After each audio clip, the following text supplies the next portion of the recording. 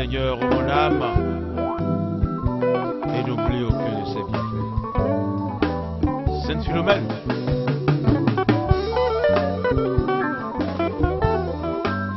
L'Éternel est mon berger, je ne manquerai de rien. Jésus m'a donné la liberté, il m'a racheté en mourant sur la croix.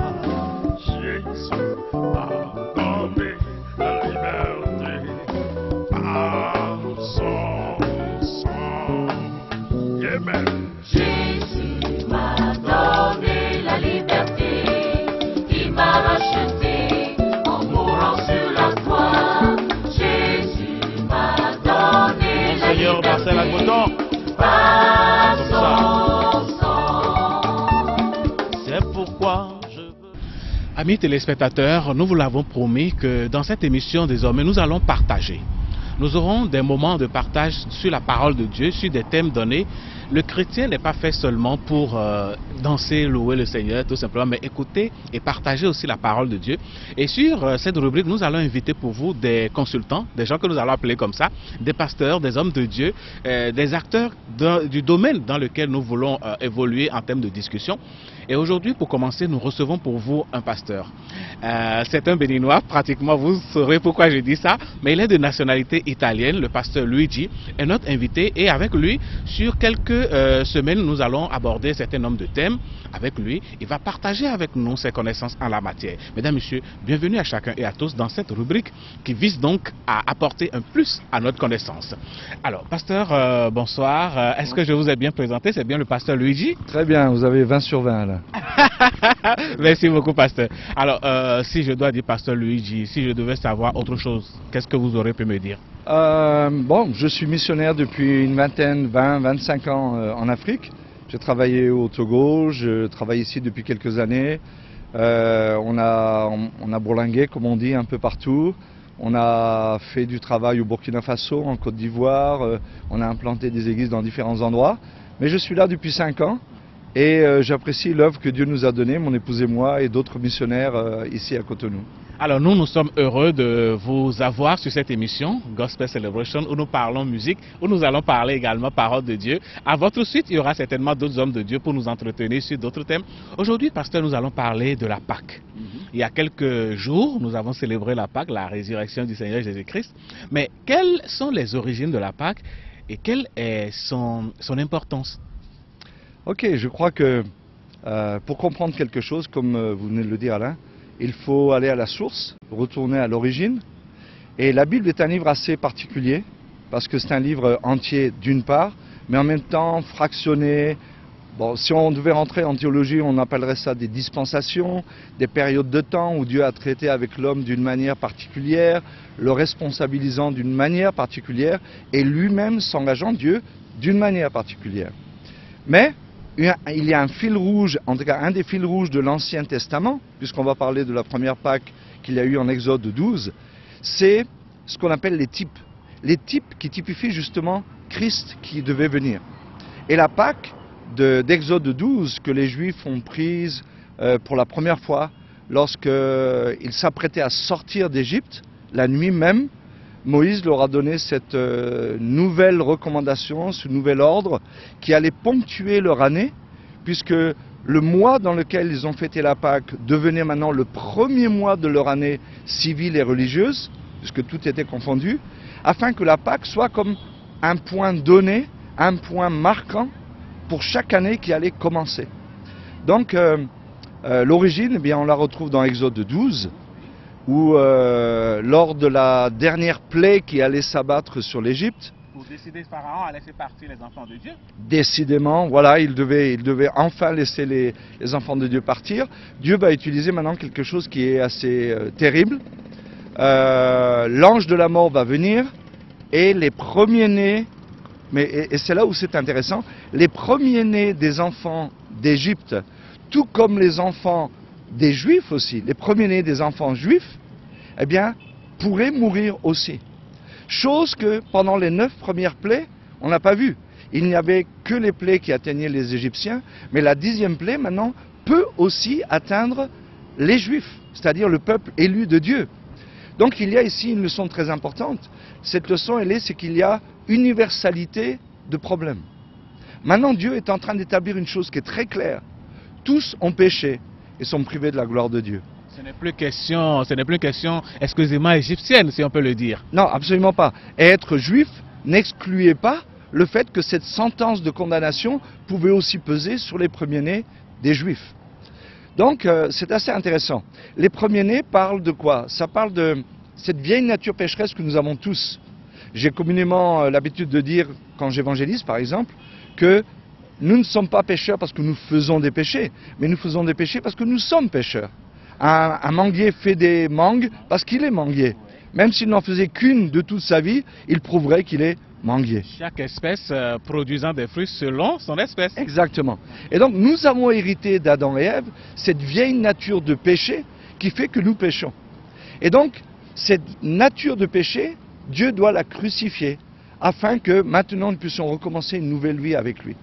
Justement, l'histoire qui s'est passée avec les enfants d'Israël, c'est que ceux qui ont badigeonné le linteau de leur maison avec le sang de l'agneau ont été sauvés. C'est là le synonyme de la Pâque. Exactement, c'est même, je veux dire, c'est là où j'ai parlé de type. Ça, c'est un type, et l'antitype va venir dans la personne de Jésus-Christ, qui est lui l'agneau de Dieu, comme Jean-Baptiste l'a reconnu. Il a dit, voici l'agneau de Dieu qui ôte le péché du monde. Donc, on va dire, on a trois étapes importantes dans la Pâque. Il y a la Pâque des Juifs dans Exode 12, c'est vraiment la Pâque initiale de toutes les Pâques. Ensuite, on a la dernière Pâque que Jésus a prise avec ses disciples dans Luc 22, où là maintenant il amène un nouvel élément. Il dit maintenant le sang, ce n'est plus le sang d'un animal, mais c'est mon sang que je vais verser pour vous. Et mon corps maintenant est devenu l'agneau, c'est-à-dire la viande, mais c'est le pain que vous allez manger, symbolisé dans le pain. Et puis dans 1 Corinthiens 11, pour terminer cette partie-là, 1 Corinthiens 11, l'apôtre Paul nous dit maintenant que chaque fois que nous faisons cela, eh bien nous commémorons la mort du Seigneur, et c'est juste un souvenir. Mais maintenant, voilà, la Pâque a été accomplie, elle avait son type, elle a eu son antitype, il y avait l'ombre, maintenant il y a la réalité, et nous vivons maintenant dans la réalité.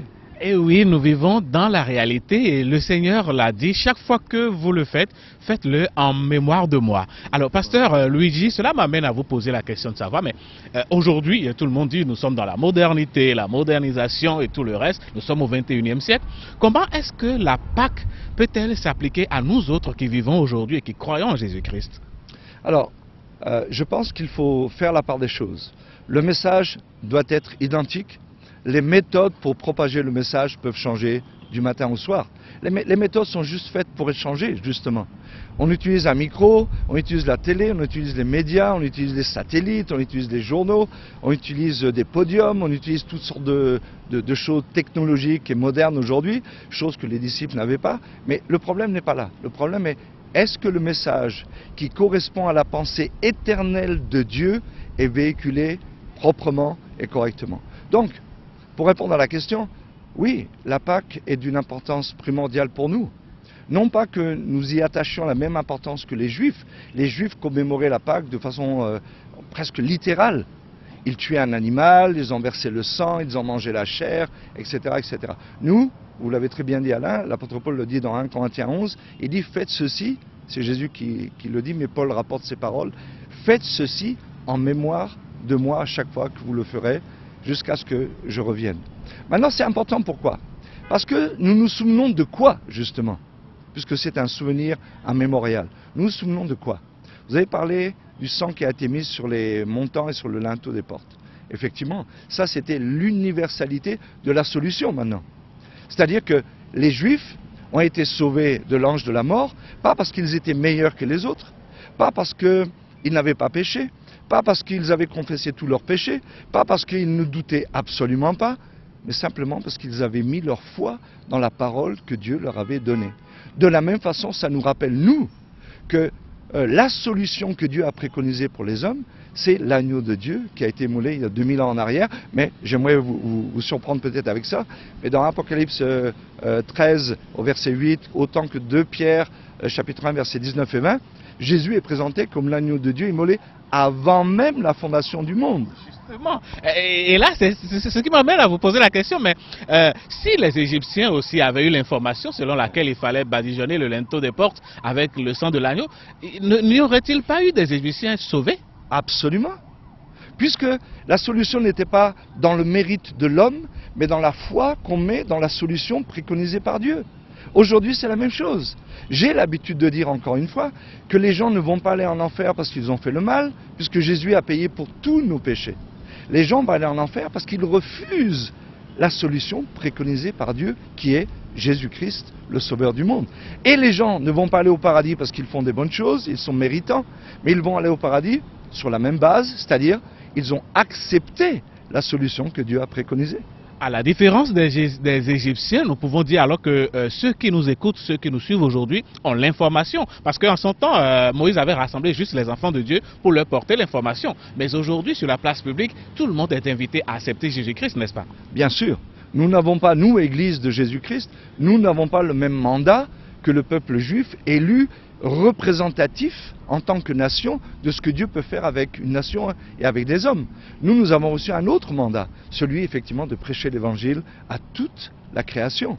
Donc effectivement, nos téléspectateurs doivent le savoir, il y a universalité de ce problème et il y a universalité de solutions, et c'est ça la Pâque et c'est ça le salut, c'est-à-dire mettre sa confiance dans le sang de Jésus qui a été versé pour nous.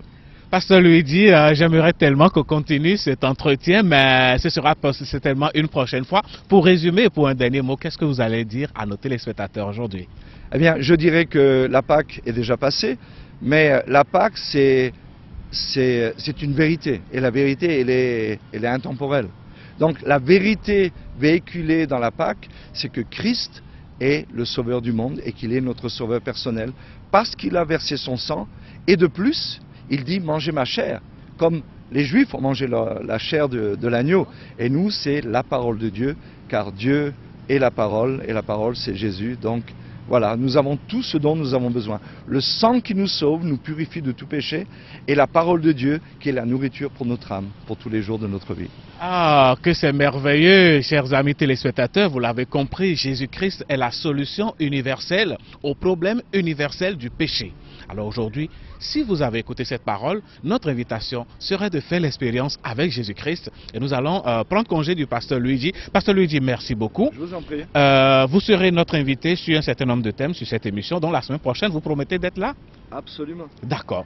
Et la semaine prochaine, on va parler de l'identité que nous avons en Jésus-Christ une fois que nous sommes devenus enfants de Dieu. Exactement. Lorsque la Pâque prend place dans la vie d'un homme ou d'une femme, voilà maintenant les merveilles qui se passent et qui prennent place de façon définitive dans sa vie ou dans sa vie. Merci beaucoup, pasteur Luigi. À bientôt. À bientôt.